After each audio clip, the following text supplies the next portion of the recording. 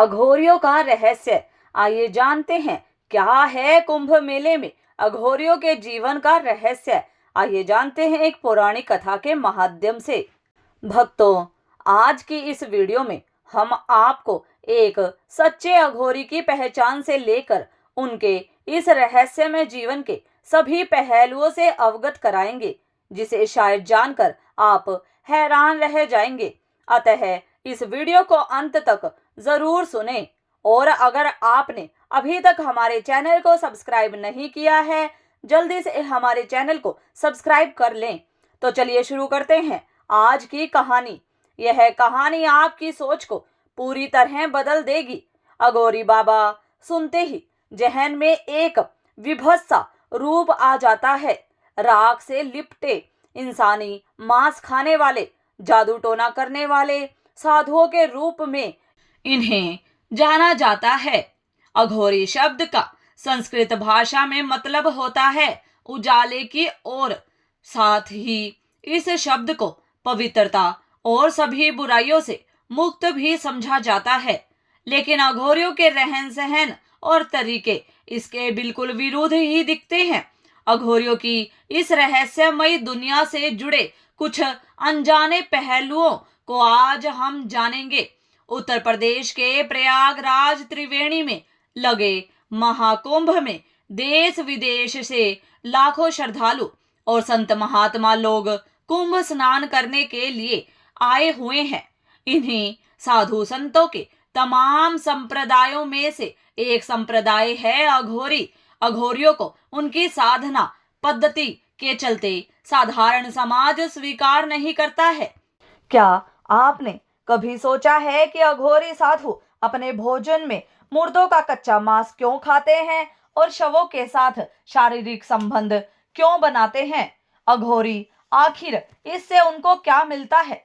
और सबसे ज्यादा आश्चर्य में डालने वाली बात यह है कि अघोरी महिला के मासिक धर्म के दौरान ही उनके साथ शारीरिक संबंध क्यों बनाते हैं?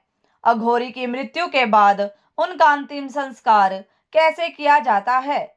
और महिला अघोरी अपना जीवन कैसे जीती है? आज हम इन्हीं सब सवालों के जवाब जानेंगे। एक अघोरी साधु शमशान में रहकर ही साधना करते हैं। जहां आम लोग जाने से भी डरते हैं, वहां यह साधु अपनी साधनाएं करते हैं और मृत्यु और आत्मा के गूढ़ रहस्यों को जानते हैं जो हमारी सोच से परे हैं।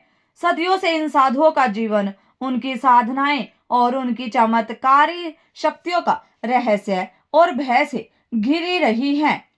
अघोरी साधु एक ऐसा नाम है जो अपने आप में ही रहस्य और विचित्रता को समेटे हुए है। इनके जीवन का हर पहलू समाज की परंपराओं और नियमों से एकदम अलग और विपरीत होता है। अघोरी साधु अपने जीवन को साधारण मानव की धारणाओं से परे समझते हैं। जहां हम भोजन को पवित्र मानते हैं, वहीं अघोरी साधु शवों का मांस खाते हैं और मानव खोपड़ी, जिसे वे कपाल कहते हैं, उसमें भोजन करते हैं। यह उनके लिए कोई घृणास्पद कार्य नहीं है, बल्कि यह शिव के कपालधारी रूप का अनुसरण है। वे मानते हैं कि शिव का हर रूप पवित्र है, चाहे वह शव हो या मल, कुछ भी उनके लिए अपवित्र नहीं होता।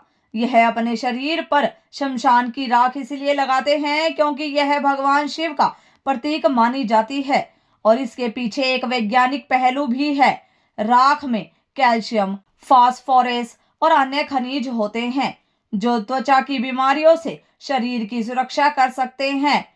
उनके लिए माता काली और भगवान शिव का भैरव रूप ही उनके गुरु होते हैं। और जिस तरह भगवान शिव और माता काली मुंडों की माला पहनते हैं, अघोरी साधु भी मुर्दों की खोपड़ियों का हार पहनते हैं। अघोरी साधुओं का सबसे विवादास्पद पहलू है उनका यौन संबंधों को लेकर दृष्टिकोण। तो भक्तों, आज हम आपको अघोरी साधुओं की इस रहस्यमयी और गूढ़ दुनिया की गहराई तक लेकर चलेंगे, जहां जीवन और मृत्यु की सीमाएं धुंधली हो जाती हैं और मोक्ष प्राप्ति का मार्ग साधना की इस दुनिया में छिपा है। अघोरी साधु अन्य साधुओं की तरह ब्रह्मचर्य का पालन नहीं करते हैं। इनके अनुसार जीवन के हर पहलू को स्वीकार करना आवश्यक है, चाहे वह यौन संबंध हो या अन्य वर्जित कृत्य। जितना हम अघोरियों की रहस्यमयी दुनिया में गहराई से उतरते हैं, उतना ही हमें रहस्य और रोमांच का अनुभव होता है। राख से लिपटे हुए यह अघोरी साधु शमशान घाट में मिले अध जले शवों का मांस खाते हैं, तो कभी शव के साथ यौन संबंध बनाते हैं। वे मासिक धर्म के दौरान जीवित महिलाओं के साथ भी शारीरिक संबंध बनाते हैं। यह जानकर आपके मन में सवाल जरूर उठेगा, आखिर यह साधु कैसे हो सकते हैं?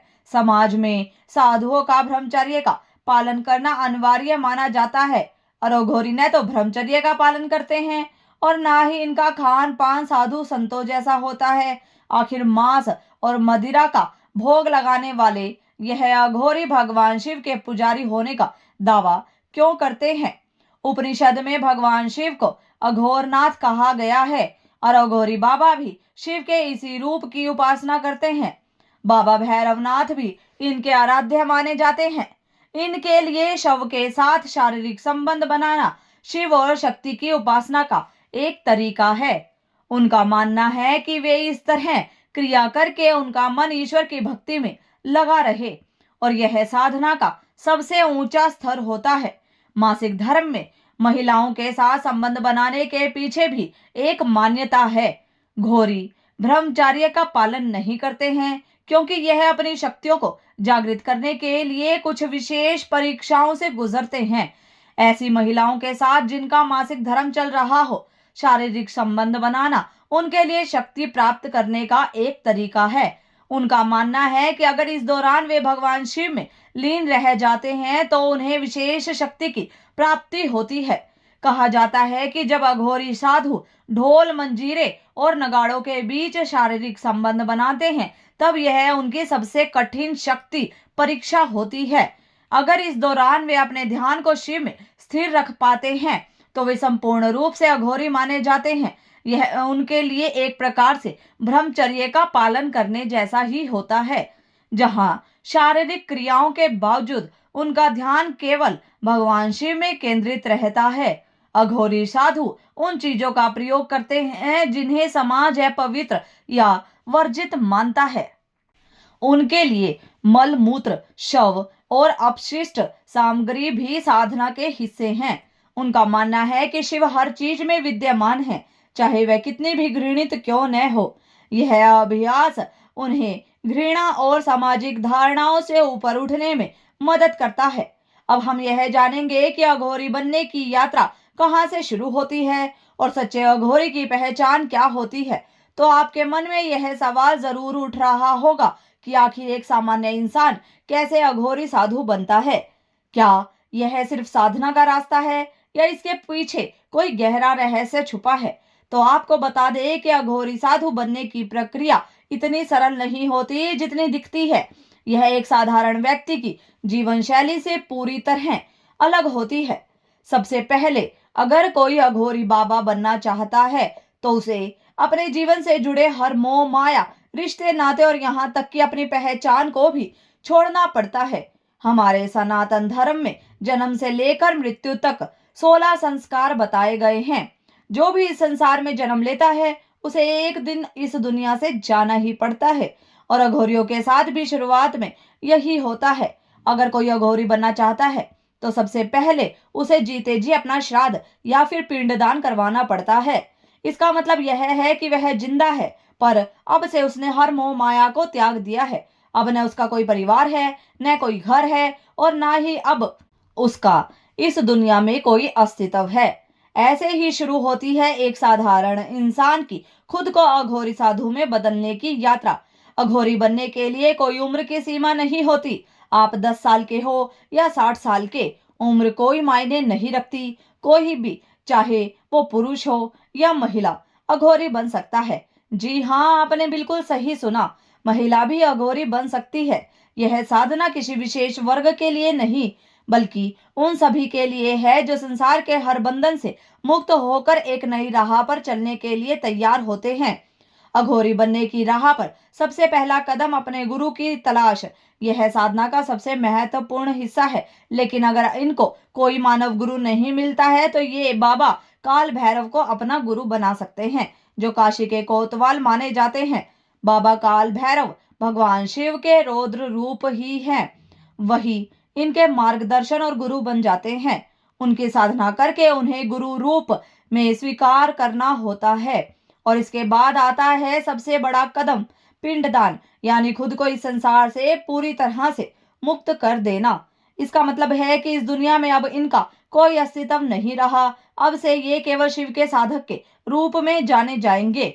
शिष्य का चयन होने के बाद उन्हें एक गुप्त मंत्र दिया जाता है, जो कोई साधारण मंत्र नहीं होता है। इस मंत्र को बिना एक भी दिन छोड़े उन्हें लगातार 12 साल तक जपना पड़ता है। 12 साल तक जो भी शिष्य इस साधना को पूरी तरह निभा पाता है, वही इस कठिन मार्ग पर आगे बढ़ने का हकदार बनता है। अघोरी 3 तरह की साधनाएं करते हैं: शमशान साधना, शिव साधना और शव साधना। यह तीनों साधनाएं शमशान घाट के भीतर ही की जाती है।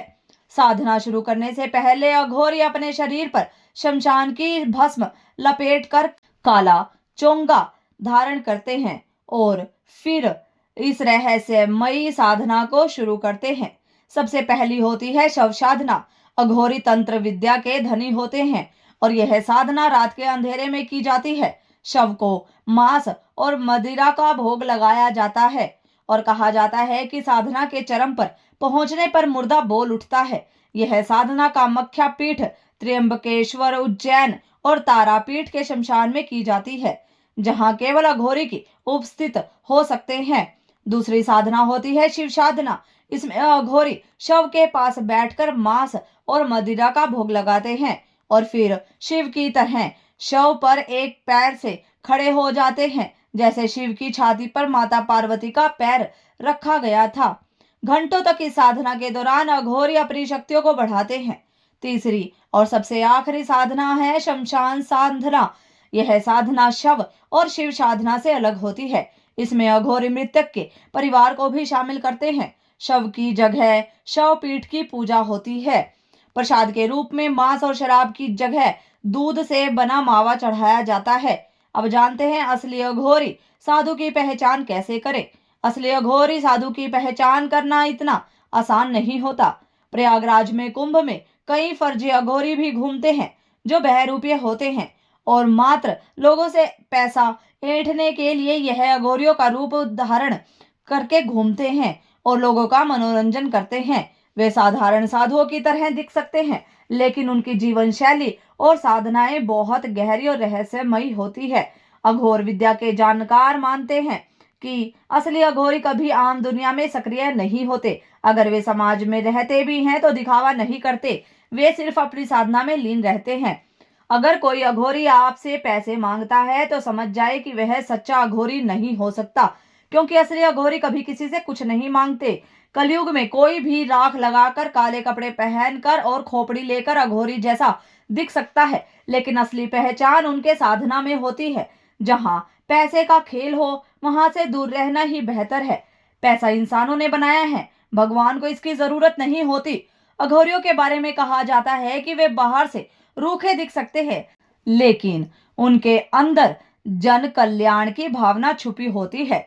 अगर किसी पर उनकी कृपा हो जाए तो वे अपनी सिद्धियों का फल देने में भी पीछे नहीं हटते, और अगर कोई उन्हें पसंद आ जाए तो वे उसे अपनी तंत्र विद्या सिखाने को भी तैयार हो जाते हैं। लेकिन ध्यान रहे, उनका क्रोध बेहद प्रचंड होता है। अघोरी बेहद सरल स्वभाव के होते हैं और प्रकृति के साथ रहना पसंद करते हैं। वे किसी से कोई मांग नहीं रखते, ना ही वे किसी से पैसे लेते हैं। उनका जीवन हर किसी के कल्याण के लिए प्रार्थना करने में समर्पित होता है। अघोरी हर चीज को ईश्वर के अंश के रूप में देखते हैं। वह ना तो किसी से नफरत करते हैं और ना ही किसी चीज को अस्वीकार करते हैं। इसी कारण वे इंसानी और जानवरों के मांस में कोई भेदभाव नहीं करते। जानवरों की बलि उनकी पूजा पद्धति का एक महत्वपूर्ण हिस्सा है और वे गांजा भी पीते हैं, लेकिन नशे में भी उन्हें अपने बारे में पूरी तरह से होश रहता है। उनकी साधना और उनका जीवन हर पहलू में शिव से जुड़ा होता है। क्या आप कभी अपने जीवन में ऐसे संत महात्मा या घोरी साधु से मिले हैं जिसने आपको प्रभावित किया हो तो कमेंट करके जरूर बताएं। क्या आप जानते हैं कि जब किसी अघोरी साधु की मृत्यु हो जाती है तो उनका अंतिम संस्कार कैसे किया जाता है और उनके शव के साथ क्या होता है? अघोरियों का अंतिम संस्कार हिंदू धर्म की पारंपरिक विधियों से कुछ हद तक मेल खाता है, लेकिन इसमें कई अनूठी बातें भी शामिल होती हैं। जब कोई अघोरी मृत्यु को प्राप्त करता है तो उसका शरीर साधारण तरीके से नहीं जलाया जाता, बल्कि अधिकतर मामलों में अघोरी का अंतिम संस्कार शमशान भूमि में, गंगा या किसी पवित्र नदी के किनारे किया जाता है। मृत अघोरी के शव को या तो जला देते हैं, दफना देते हैं या फिर उसे पवित्र नदी में प्रवाहित कर देते हैं। अघोरी कभी अपने साथी अघोरी के शव को नहीं खाते। कुछ अघोरी साधु अपनी अंतिम इच्छा के अनुसार अपने शरीर को गंगा में प्रवाहित करने या शमशान भूमि में छोड़ने की बात कहते हैं। तो दोस्तों, इस तरह अघोरी साधुओं का अंतिम संस्कार उनके जीवन की तरह ही अनोखा और रहस्यमय होता है। अघोरी का मूल इतिहास कहाँ से है? भारत का प्रथम अघोरी कौन है और अघोरी का असली मतलब क्या होता है? संस्कृत में अघोरी का मतलब है उजाले की ओर जाने वाला। यह शब्द इतना पवित्र और शक्तिशाली माना जाता है कि यह इंसान को हर बुराई से मुक्त करने की क्षमता रखता है। अघोरी साधुओं का इतिहास और उनकी उत्पत्ति एक ऐसा रहस्य है जो समय के साथ गहराई में डूबा हुआ है। इनका संबंध उन प्राचीन तांत्रिक परंपराओं से है जो सदियों से अपने आप में अद्वितीय और रहस्यमय मानी जाती है। कहा जाता है कि 7वीं और 8वीं शताब्दी में अघोरी साधुओं की जड़ें कापालिक और कालामुख जैसे उग्र तांत्रिक संप्रदाय में समाई हुई है। यह वह साधु थे जो मानव खोपड़ी से भोजन करते थे और तांत्रिक अनुष्ठानों में मांस और मदिरा का भोग लगाना, शवों की पूजा करना और मानव की बलि देना, इन्हीं परंपराओं से अघोरी साधुओं की उत्पत्ति मानी जाती है, जिन्होंने जीवन और मृत्यु के भेद को मिटाने की साधना की शुरुआत की। अघोरी शिव के अद्वितीय भक्त होते हैं। यह साधु शिव के भैरव रूप की पूजा करते हैं और अपने जीवन को मोक्ष की प्राप्ति के लिए समर्पित कर देते हैं। अघोर साधना की यह यात्रा बेहद कठिन और रहस्यमय मानी जाती है। अघोरी साधु मानते हैं कि हर आत्मा परम शिव है और अपने जीवन में काम, क्रोध, लालच, नशा, भय और घृणा से परे है। वो अंधकार से शुरू करते हैं और फिर प्रकाश की ओर बढ़ते हैं और अंत में आत्मबोध को प्राप्त करते हैं। अघोरियों को कुत्तों से बहुत प्रेम होता है। अन्य सभी जानवरों जैसे गाय, बकरी या इंसान से दूरी बनाने वाले अघोरी अपने साथ और आसपास कुत्ता रखना पसंद करते हैं। अघोरियों का मानना है कि हर व्यक्ति अघोरी के रूप में जन्म लेता है। उनका कहना है कि जैसे एक नन्हे बच्चे को अपने गंदगी भोजन में कोई अंतर नहीं समझ आता, वैसे ही अघोरी भी हर गंदगी और अच्छाई को एक ही नजर से देखते हैं। बहुत से अघोरियों ने यह भी दावा किया है कि उनके पास एड्स और कैंसर का भी इलाज है। हालांकि इसका कोई वैज्ञानिक प्रूफ नहीं है, फिर भी अघोरियों का कहना है कि शव के शरीर से तेल निकालकर उन्होंने बड़ी से बड़ी बीमारी का इलाज ढूंढ लिया है। ऐसा माना जाता है कि बाबा कीनाराम पहले अघोरी थे। तो भक्तों, आपको हमारी यह कहानी कैसी लगी कृपया कमेंट करके जरूर बताएं। वीडियो पसंद आई हो तो वीडियो को लाइक, शेयर, सब्सक्राइब करें। धन्यवाद।